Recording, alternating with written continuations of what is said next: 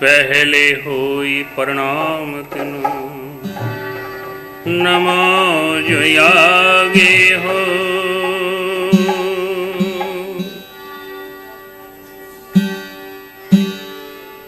सतगुरुता ने बंदगी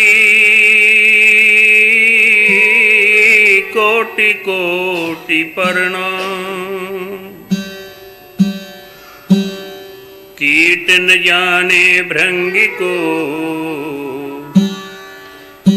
गुरु कर ले आप समान। वो दिन मुजरे जान, एक मिनट, वो दिन मुजरे जान, बाकी उम्र गंवा दई बिना भजन बेका।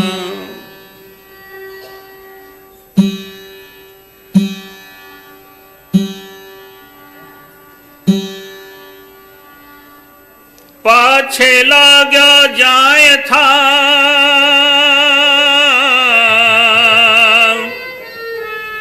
लोक वेद की साथ।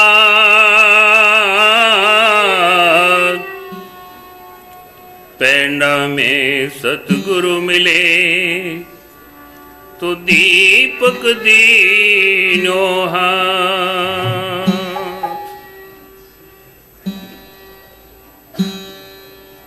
पहले ये मन काग था कभी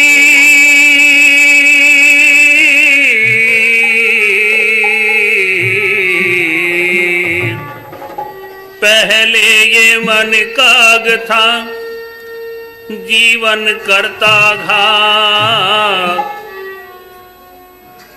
अब मन ये हंसा हुआ तो चुग चुग मोती खा।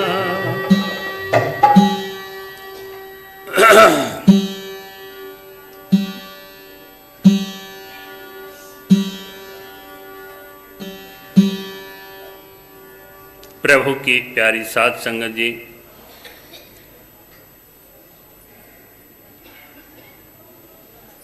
आज ये सत्संग का आयोजन, सत्संग में 3 दिन से श्री गुरु ग्रंथ साहिब आचार्य श्री गरीब साहिब की वाणी का यह अखंड पाठ चल रहा था और ये वाणी पाठ करने का, कराने का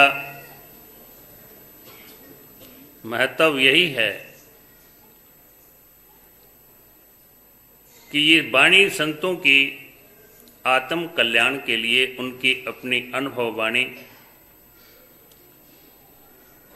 वो परमात्म रूप सत्पुरुष संत रूप में आकर के संसारी भूले भटके रूहों को सन्मार्ग दर्शाने के लिए अपनी अमृतमय वाणी मुखारबिंद द्वारा उच्चारण करके हम सबको मार्गदर्शन कराते हैं। सिर्फ गाने की बात नहीं है, गाजा बाजा ही सब कुछ नहीं है। ये जो कुछ धुन है, ये जो साज बने हैं, ये भी अंतर की ही है, ध्वनि है। बाहर अंतर की पिंडे सो ब्रह्मंडे, अंतर की ध्वनि को सुनकर के मानव ने इसकी खोज करके बाहर ये बना दिए। चाहे कोई भी साज है, कोई आवाज़ है, ढोलक है, घंटा है, शंख है, निंगारी है, वीणा है, ये सब अंदर की ही उपज है। अंदर में ये बाजा बाज रहा है हर वक्त, हर घड़ी। अंदर में अखंड आरती हो रही है, अंदर में अखंड पूजा हो रही है। वो मंदिर, ये जो चलता फिरता मंदिर मालिक का, उस साईं का, उस धनी का बनाया हुआ है, इसके अंदर सब कुछ मौजूद है। पिंडे सो ब्रह्मंडे।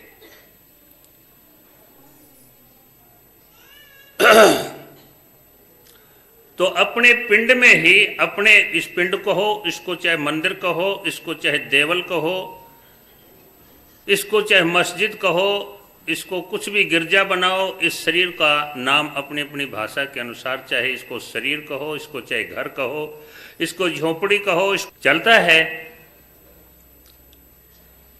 वो जीव अपने उस निज आनंद में जागृत हो जाता है। ये झूठा जो दुनिया का आनंद है, दुनिया का सुख है, इसको झूठ समझ लेता है।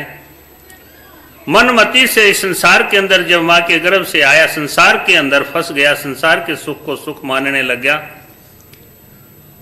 और जो अपना शाश्वत सुख, सच्चा सुख, उसको भूल चुका। संत सद्गुरु अपने निज आनंद में जागृत करते हैं और सच्चिदानंद में जागृत करते हैं, परमानंद में जागृत करते हैं, जो कि मिलके कभी बिछड़े नहीं। दुनिया का सुख जितना भी है, मिलता है, सुख होता है, जब बिछड़ता है तो दुख होता है, क्योंकि बाहरी सुख है वो, पराया सुख है वो, दूसरे का सुख है वो। लेकिन अपने अंदर में जो अपना निज सुख है, निज सुख आत्म राम है। अपना सुख, निज का मतलब अपना आत्मा राम, परमात्मा और सच्चिदानंद, वो अपने आनंद है, अंदर है, और वो सब सुखों का भंडार है। ये सारी सृष्टि, जितना कुछ संसार के अंदर देख करके प्रसन्न होते हैं, किसी को सुनकर के, बाहर के गाजे बाजे को सुनकर के बड़े मोहित हो जाते हैं, गदगद हो जाते हैं, बाहर के भोग पदार्थ खा करके बड़े आनंदित हो जाते हैं, लेकिन वो कितनी देर का है, वो क्षण भंगुर, थोड़ी सी देर का है। वो जब लग सुनते रहेंगे बाहर के तो वो आनंद है, और जब वो सुनना बंद हो जाएगा, क्योंकि जो बाजा गाजा जितने बाहर के हैं या बाहर के जितने दृश्य हैं, ये थोड़ी सी देर के अंदर बदलाव आ जाता है, परिवर्तनशील है, बढ़ने और मिटने वाला है। लेकिन जो अंदर में आत्मा राम, वो सच्चिदानंद और परमानंद है, वो हमेशा, वो आनंद कभी भी घटता बढ़ता नहीं, एक रस रहता है। उसकी ओर संत सत्पुरुष हमेशा समय समय पे आकर के हम सबको प्रेरित करते हैं कि तू अपने आप में जाग जा, परमात्मा का सिमरन कर, परमात्मा का भजन कर। तू परमात्मा की याद में रहेगा तो वो तेरे को एक दिन वो सच्चा सुख, वो शाश्वत सुख, वो सताई सुख मिलेगा। फिर कभी भी तू परेशान या दुख नहीं उठाना पड़ेगा। और बार बार, और ये भी अब मानव के चोले में ही, बार बार नहीं, और योनि सबके अंदर परमात्मा की ही पावर काम कर रही है, परमात्मा की शक्ति काम कर रही है। परमात्मा की शक्ति बगैर कुछ भी, तेरी सत्ता के बिना हे प्रभु मंगल मूल, पत्ते तक हिलता नहीं तो खिले न कोई फूल। उसकी ताकत के बगैर पत्ता भी नहीं हिल सकता, उसकी ही पावर से, उसकी ही सत्ता से सब कुछ ये दिख रहा है, डोल रहा है, बोल रहा है, खा रहा है, पी रहा है, चल रहा है। और ये हरियाली या जो चमन, जो बहार है, ये सब परमात्मा की सत्ता है, उसी की झलक है। और वो बाहर हम जो देख रहे हैं, वही हमारे सत्पुरुषों ने अंदर में अपने आप सत्पुरुष रूप अवतार आकर के, हम साहिब से सतगुरु भय, सतगुरु से भय संत, जुगा जुगी दे धारते सदा चलाए पंथ। जीवों को भूले भटके रास्ते से मोड़ करके और सदैव सीधे पंथ का मतलब रास्ता, सीधे रास्ते पर चलाने के लिए संत सदगुरु आया करते हैं। और संत सदगुरु के बताए हुए मार्ग पर जो चलता है, वो प्राणी सदा मुक्त, जीवन मुक्त का आनंद लेता है। इसलिए हमारे सत्पुरुषों ने ये मन, अपनी मनमति से पता नहीं कहां कहां गंदगी के अंदर, जैसे काग कितने ही अच्छे पदार्थ रखे हों, लेकिन काग का स्वभाव विष्ठा में भी चांच मारना है। विष्ठा पड़ा होगा तो विष्ठा में भी चांच मारेगा। ये मन जो है अपनी मनमति से पता नहीं कहां कहां, जहां कि नहीं बैठना चाहिए वहां बैठ जाता है, जो कुछ नहीं करना चाहिए वो कर बैठता है, नहीं जाना चाहिए वहां चला जाता है, नहीं कुछ खाना चाहिए वो खाता रहता है, नहीं कुछ पीना चाहिए वो पीता रहता है, नहीं कुछ देखना चाहिए वो भी देखता रहता है, उसकी भी देखने की इसके लालच बना रहता है ये। और जब गुरु के वचन पर चलता है तो केवल एक अपने उस इलाही नूर उस परमपिता परमात्मा के जब दर्शन हो जाते हैं, गुरु के वचनों पर जब चलता है, तो फिर उसके बराबर संसार के अंदर वो अनुपम है। संसार की वस्तु कोई भी उदाहरण नहीं दे सकते कि उसका सुख या उसका स्वरूप, उसका आनंद कितना है। संसार की वस्तु उसके बराबर नहीं है। इसलिए शरण सद्गुरु की ग्रहण करो, संतों के वचन पर अमल करो। वो साईं, वो धनी, वो मालिक, वो परमपिता परमात्मा, उसको पति कहो, परमेश्वर कहो, कुछ भी कहो, वो अपना हब सब के पास है और सबके पल्ले लाल है, सब ही मालो माल। गांठी खोल पर क्या नहीं तू या विद कोई भयो कंगाल। अपने सबके पास वो परमात्म रूप, वो लाल, वो आनंद, वो सच्चिदानंद, अखंडानंद, परमानंद आप सबके अंदर विराजमान है।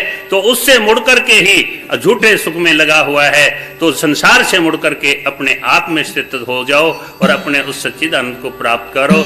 लेकिन सिमरन उसका ही होगा जब ही तो सिमर सिमर सिमर सुख पाऊं, काल जाल यातन माही मिटाऊं। अब सिमरन से सुख होता है, सिमरन से दुख जाए। कबीरा जाने राम जन, सुमरन सुम कुछ नाए। क्योंकि हम जिसका सिमरन करेंगे वही तो हमारे समक्ष आएगा, वही तो हमारे सामने आएगा, वही तो चित्र हमारे सामने आएगा। तो हम साईं का सिमरन करेंगे, मालिक का सिमरन करेंगे, उस धनी का सिमरन करेंगे, तभी तो हम उसका दर्शन पा सकेंगे। और जब लग उसका दर्शन नहीं होगा तो तब लग कैसे शांति मिलेगी। ये मानव का शरीर बार बार ये दे नहीं और दे घनी, नितानंद इस देह में सुमरो राम धनी। इसलिए साहिब कबीर जी एक भजन में कहते हैं, हाँ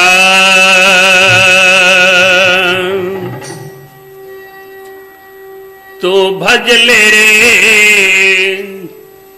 सरजनहार, सुघड़े तने पाई के तू भज ले रे सरजनहार,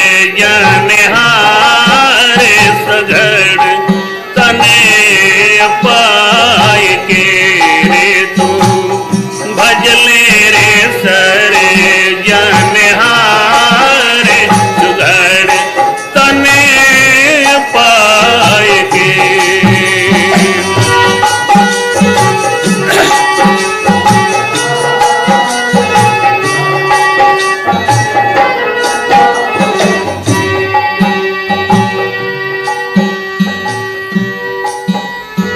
काहे फिरो अचेत कहाँ ये अवसर पे हो,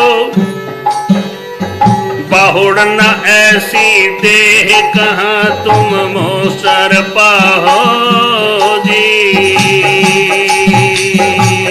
अचेत कहाँ ये अवसर पे हो, बहुड़ न ऐसी देह फिर पीछे पछता हो जी। लख 84 जून मेरे मानुष जन्म यनो,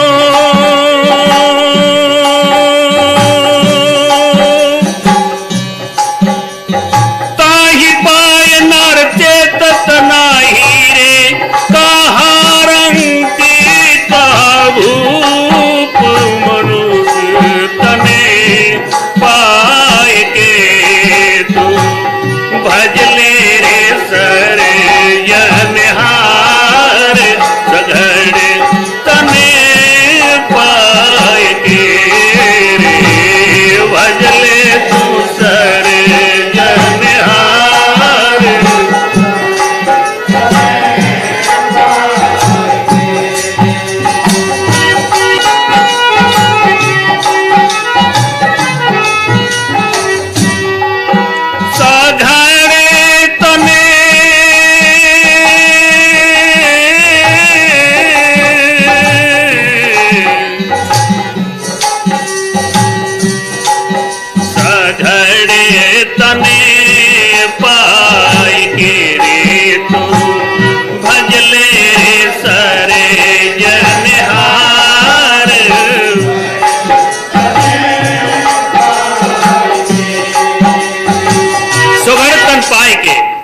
इतना उत्तम तन मिला हुआ है, इतना बढ़िया शरीर तेरे को मिला हुआ है। जा देही को देवा लोचे सो देही तय पाई, अब तो राम सुमर मेरे भाई, अब तो राम सुमर मेरे भाई। इस देही को देवता भी लोचते हैं। भज ले रे सर्जनहार, चलते रहो थोड़े थोड़े।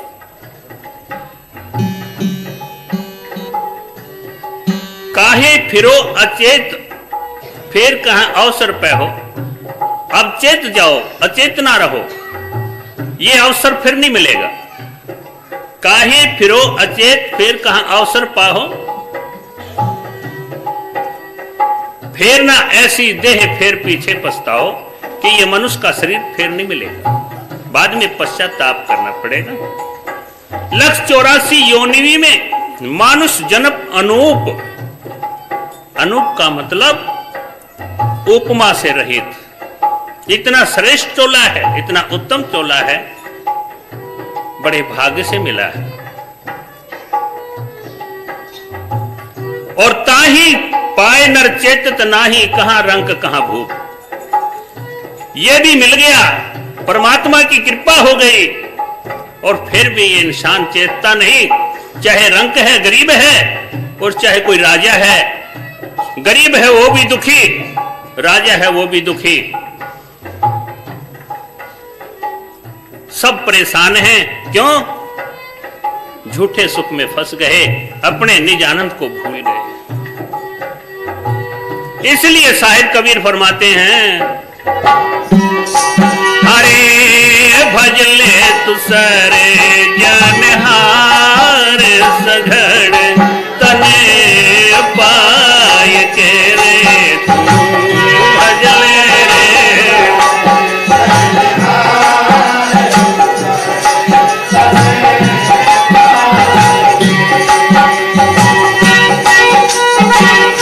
अरे धीरे चल। अस में रहो कहो मैं भजहूं तो ही, गर्भवास में रहो कहो मैं भजहूं तो ही।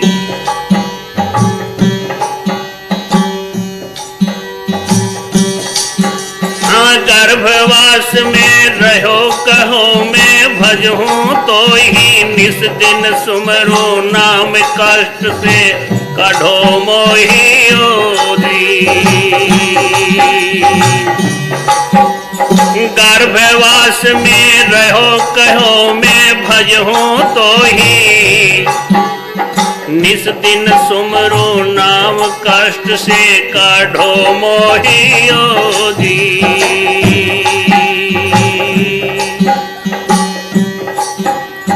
चरण कमल लो लाय के जिम निस दिन सुमरो ला।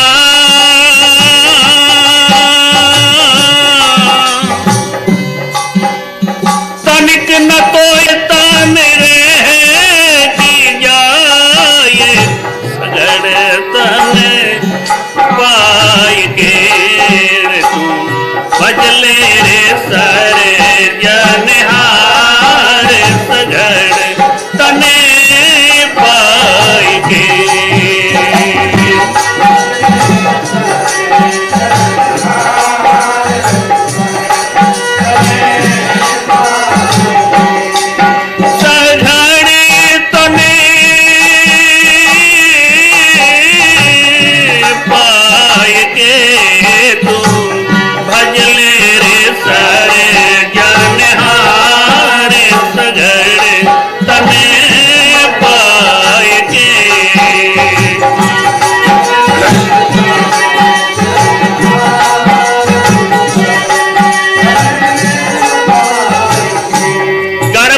में रहो कहो मैं भजहूं तो ही। जब ये जीव गर्भवास में होता है, उस समय उस आपत्ति के अंदर, उस संकट के अंदर पुकार के कहता है, मालिक ऐसा ही मेरे को बाहर निकाल, मैं तेरा नाम सुमरण करूंगा, तेरा ही भजन करूंगा। गर्भवास में रहो कहो मैं भजहूं तो ही, निस दिन सुमरू नाम कष्ट से काढ़ो मोही। कि हमेशा है मालिक मैं तेरा नाम जपूंगा, इस कष्ट से बचाओ, इस कष्ट से निकालो, और तेरा ही ध्यान में रहूंगा। चरण कमल लोलाए के नित रहूं नाम लोलाए,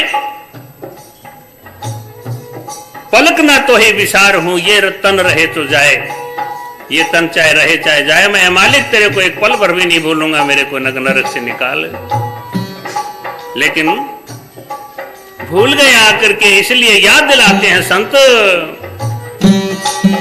अरे भजले तो सरे जान हारे सघड़े तने पाए गिरे, भजले सरे जान हारे सघड़े तने पाए गिरे।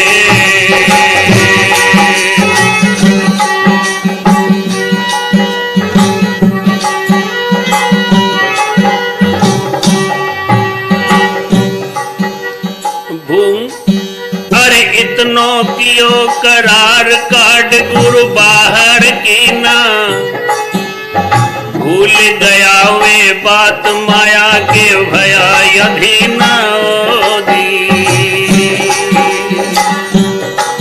तूने इतना किया करार काट गुरु बाहर की ना, भूल गया वे बात भया माया अधीना।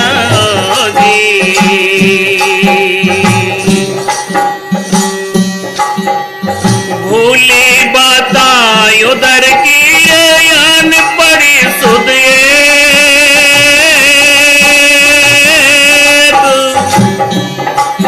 हर 12 वर्ष बीत गए से खेलत फिर तू यचेत, सुगड़ तने पाए के तू भजले रे सरे जान हारे सगड़े,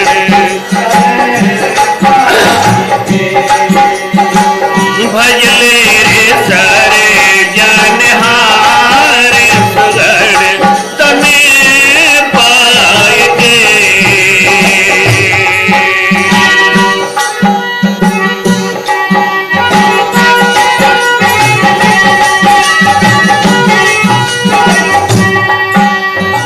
इतना किया करार, तूने गर्भ में इकरार किया था,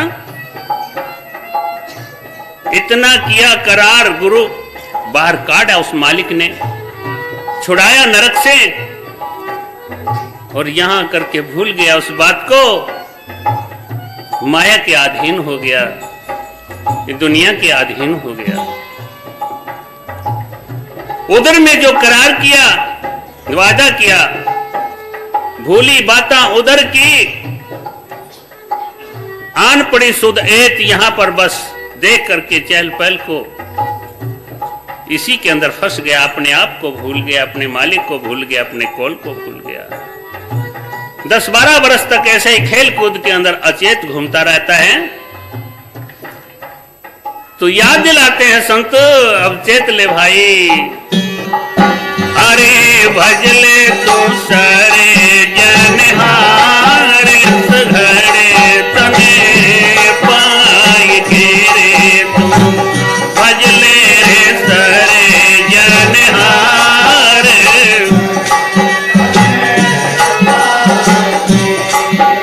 सघड़े तने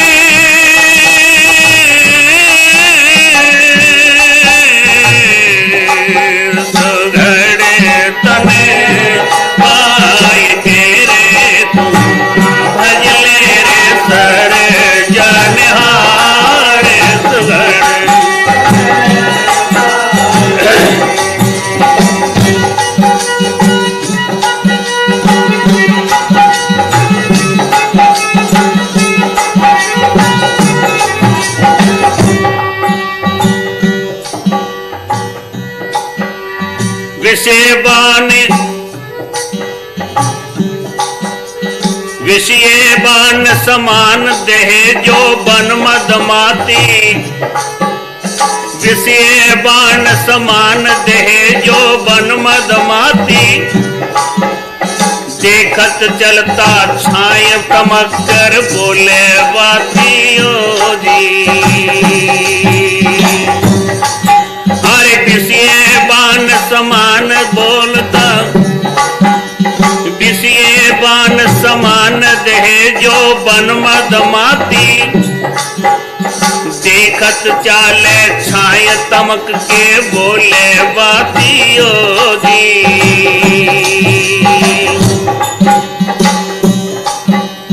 चौवा चंदन लगाय के पहने वसन रंगा।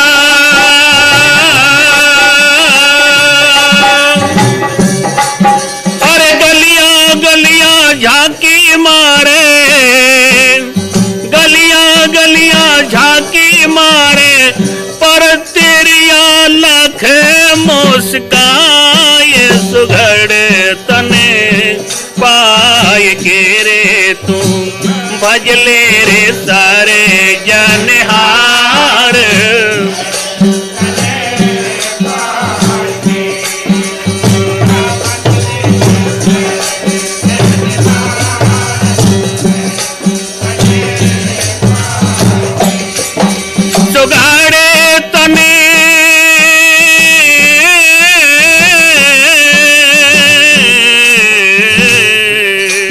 सुघाड़े तने पाय के रे तू भजले रे सारे जनहार।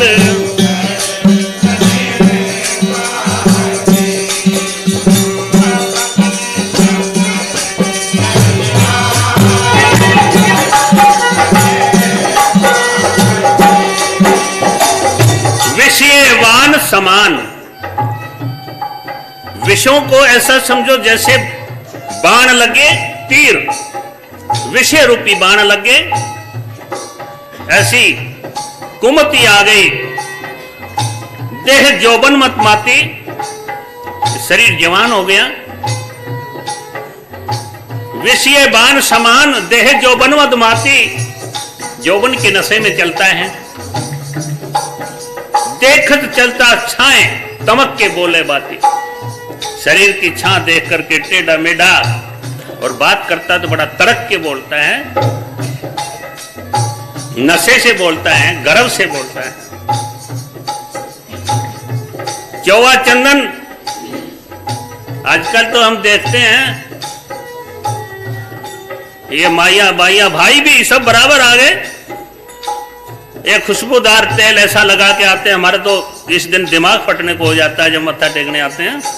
लेकिन अंदर क्या भरा है तुम्हारे, विचार करके देख लो। ये ऊपर से कली लगी हुई है, ये खुशबू कहां से आई है? उस परमात्मा के नाम, उस शब्द से सारा पसारा बना हुआ है। उस शब्द की रचना है, उस नाम की रचना है। जहां से खुशबू पैदा होती है वो छोड़ दिया, और बाहर ऊपर से मैल के थैले के ऊपर खुशबू लपेट करके अपने आप को बड़ा महकदार बनता है। विषयावान समान देह जो बनमद माती, देखत चाले छाए तमक कर बोले बाती। चौवा चंदन लगाए और वस्त्र बहुत रंगीले, बहुत चमकीले। अरे भीतर क्या भरा है? ऊपर से तो चमक के पहन रहे हो। पहरे वसन रंगाए, भीतर तो गंदगी का थैला है। और क्या है? गंदगी ही तो भरी है। दसों द्वारों से मैल निकल रहा है गंदा, सभी नाले गंदे चल रहे हैं, और ऊपर से खुशबूदार तेल लगा करके बड़ा पवित्र बन रहा है। लेकिन जिससे सब कुछ बना वो परमपिता परमात्मा, सुख कंद, आनंद कंद, उसको भूल रहा है। वास्तविक तो खुशबू वही है। आज उन सत्पुरुषों की खुशबू जब लग संसार रहेगा, उनकी खुशबू अटल रहेगी जिन्होंने नाम जपया है। एक भोली भक्तनी थी, भोली भक्तनी। एक शहर में, एक देश में उसकी बड़ी प्रतिष्ठा थी, और उस देश के जो बादशाह था, उस देश का नगरी का राजा था, उसको कोई पता नहीं था, क्योंकि राजा तो राज के मद में होते हैं, वो उनको क्या पता। जाते तो है, पहले तो ढोल के राजे, पेट के राजे थे, उन्होंने तो परवाह क्या थी। आज ढोल के राजे जाते तो हैं, मंदिरों में भी जाते हैं, गुरुओं के पास भी जाते हैं, पर सिर्फ किसके लिए? वोट के लिए, और मतलब नहीं है कोई भी। वो राज के नशे में होते हैं। वो राजा उस देश में गया, दूसरे देश में, दूसरे देश के अंदर उस भक्तनी की बड़ी ख्याति फैली हुई थी, बड़ी प्रशंसा थी, और वो थी भोली भाली, बड़ी सादे लिबास में रहती थी, खिंडे मिंडे बाल, पाटे बूढ़े, पुराने कपड़े, मैले कचूले, नहाली तो नहाली, नहीं नहाई तो ना नहाई, पैरों में टूटी जूती मिल गई तो ठीक, ना मिली तो ठीक, लेकिन मालिक के नाम के अंदर डूबी हुई थी। वो उस देश का राजा जिसमें वो भोली भक्तनी थी, दूसरे देश में गया, और वहां जाते उस राजा ने कुछ नहीं पूछा। उसने पूछा कि आपके नगर में एक बहुत भोली नाम की भक्ता है, एक भक्तनी है, वो कैसे हैं, उनका क्या हाल है? और कुछ नहीं पूछा। वो राजा संस्कारी था, नाम उस भक्तनी के शरण में था, उनसे दीक्षा ली हुई थी, उनके वचन पर चलने वाला था, और सदाचारी था, धर्मात्मा था, परमात्मा को याद करने वाला था। वो एकदम, जिस देश में वो भोली भक्तनी थी, वो राजा एकदम असमंजस में पड़ गया कि इस देश के अंदर उसकी इतनी ख्याति, जो राजा उनके बारे में कुशलता पूछ रहे हैं, और मेरे को यह भी नहीं पता है कहां, किस जगह पर है। बस वैसे उसने औपचारिकता से के रूप में कह दिया कि हाँ ठीक है, वो बड़ी ठीक है, कुशल है, मंगल है, ये है, वो है। चलो, वहां जो कार्य करके वापिस अपने देश में आया, अपने नगर में आया, उसके कई रानियां थी। उन्होंने वजीरों से, अमीरों से कहा कि भाई यहाँ अपने कोई भोली भक्तनी नाम की कोई भक्ता है, उनका निमंत्रण है, और उनको यहाँ दरबार में बुलाओ, यहाँ महलों में बनाओ, और उनका सत्कार करो, उनका आदर करो, उनका स्वागत करो, जो कि दूसरे देश में उनकी इतनी ख्याति है, और यहाँ कोई जानता तक भी नहीं। तो पता करके उनके पास गए,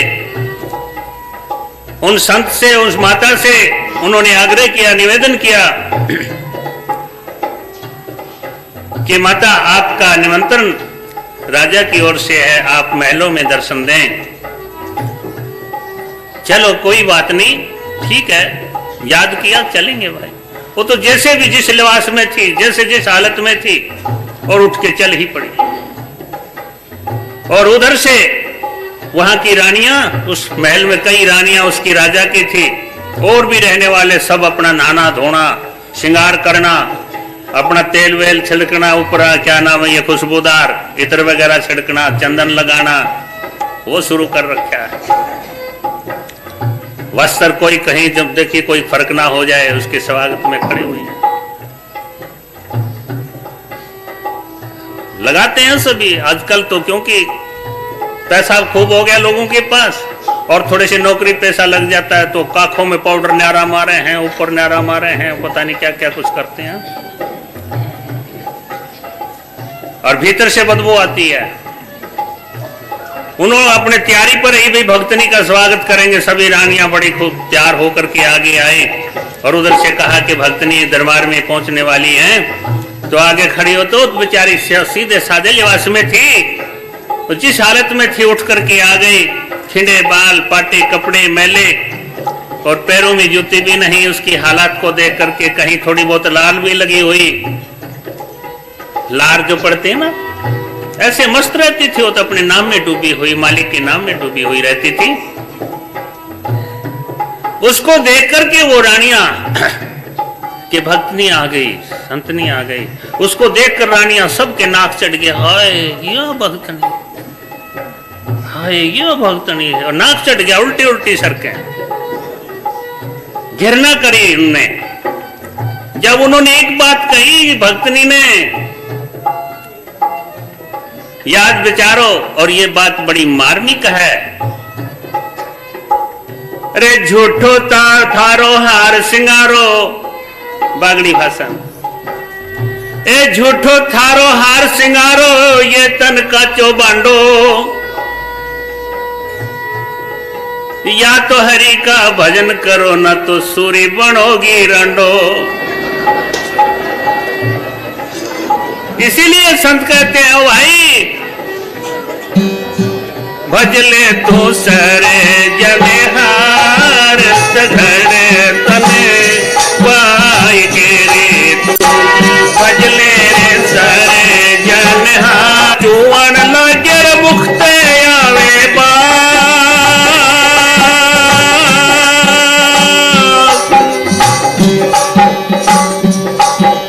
नैन नास का जुआन नजर मुखते आवे बात, कानन वेरा नैन सुजरे, छुट गई घर की आस, सघड़े तने पाई के रे तू, भजले रे सारे जानहार, ओ भजले रे सारे जानहार, सघड़े तने, सघड़े तने पाई के, सघड़े तने पाई के रे तू, भजले रे सारे जानहार।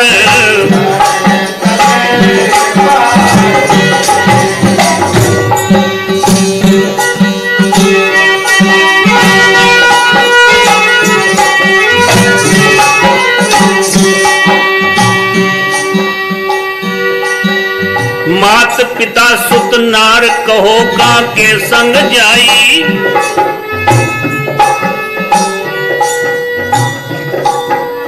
मात पिता सुत नार कहो का के संग जाई, तन धन घर और काम धाम सब ही छुट जाई ओ जी। मात पिता सुत नार कहो का के संग जाई, तन धन घर और काम धाम सब ही छुट जाई ओ जी।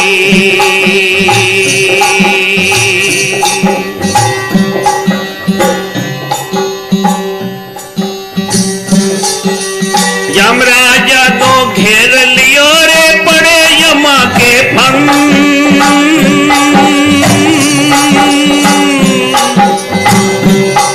अरे बिन सतगुर नहीं बचोगे प्यारे, समझे देख मति मन, सुघड़े तने पाए के रे तू, भजले रे सरे जानहार, सुघड़े तने पाए के,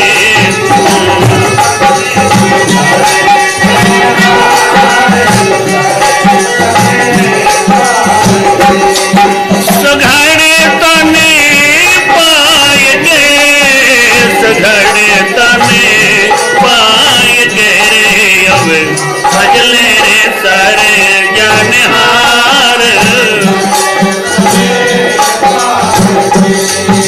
नार कहो काके संग जाई, जिनके लिए ये पागल हो रहा है, बावड़ा हो रहा है, दीवाना हो रहा है, कौन किसके साथ जाता है, किसी को देखा है क्या?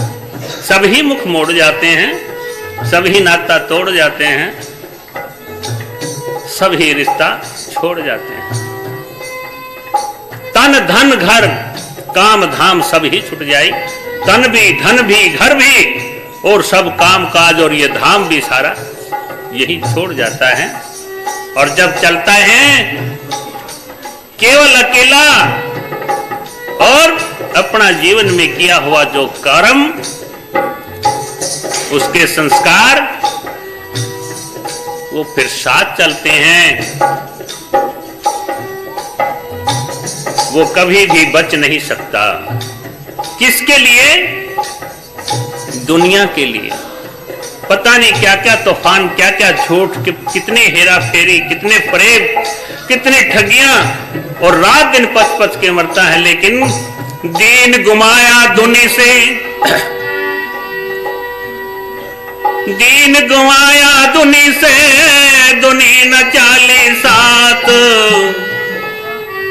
पांव कुहाड़ा मारिया रे गाफिल अपने हाथ। अब तो भजले रे सरे जानहार सघड़े तने, ओ भजले रे सरे जानहार।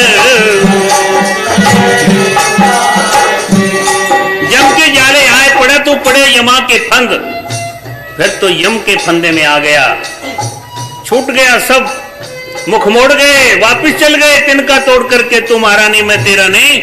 लेकिन अब तो यम के फंदे में आ गया। जैसे पारदी पक्षी को पकड़ के जाल में लेकर के चल पड़ता है, इसी फिर तो यम, वो यम के दूध पकड़ के चल भाई तू, बतेरे भोग भोग लिए, बतेरे तेतर फोले लगा लिए तेने, बतेरे अच्छे मलिकदेव खा लिए, अच्छे बढ़िया।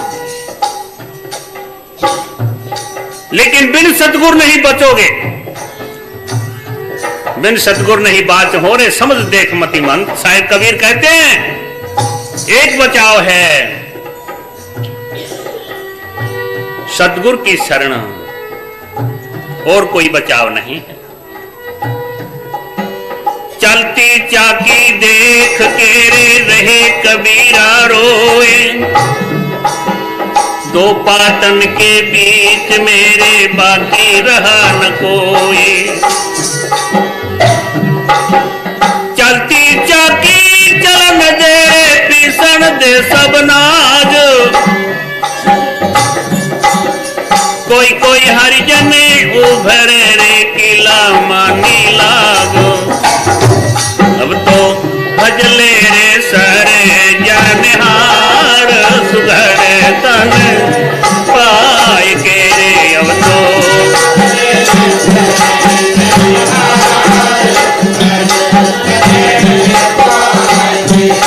वो किला मानी परमात्मा का नाम है, और ये मोह माया का बड़े जबरदस्त ये पाठ हैं। इसी में ये सब प्राणी पिस रहे हैं।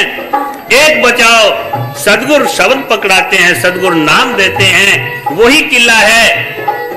सदगुरु शब्द कीलड़ा साचा, सदगुरु का शब्द रूपी किला, और जो उसके साथ लग गया उसका बेड़ा पार। वो इस मोह माया के इस जाल से, आवागमन के चक्कर से बच कर को वो अखंडानंद को प्राप्त होगा। बिन सदगुरु नहीं बाच हो, समझ देख मतिमंद। अब तो सुध बुध ले, मतिमंद, तेरी मति मंदी हो चुकी है, तेरा मन गंदा हो चुका है, गंदगी के अंदर फंस गया।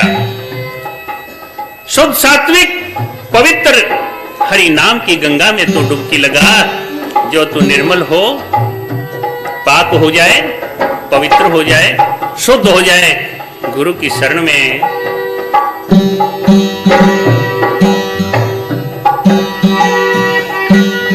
भजले तो सारे जानहार सघड़े तने पाए के रे तुम, भजले रे सारे जानहार।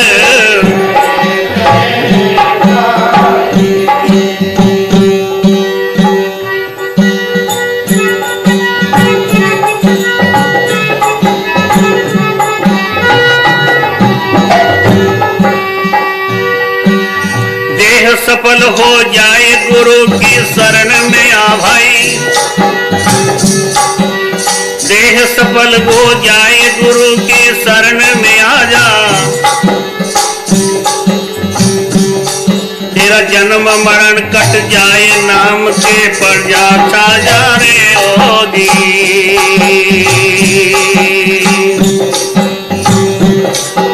ये लीला है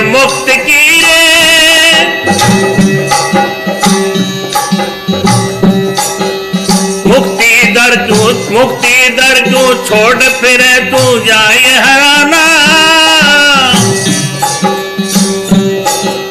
ये लीला है मुक्त कीजिए कहे कबीर मस्ताना रे सगड़ तने पाई तेरे अब भजले तू सारे जनहार।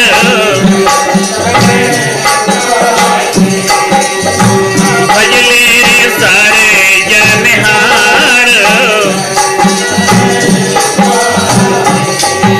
सघड़े तने पाएगे सघड़े तने पाएगे तू भजले रे सारे जनहार।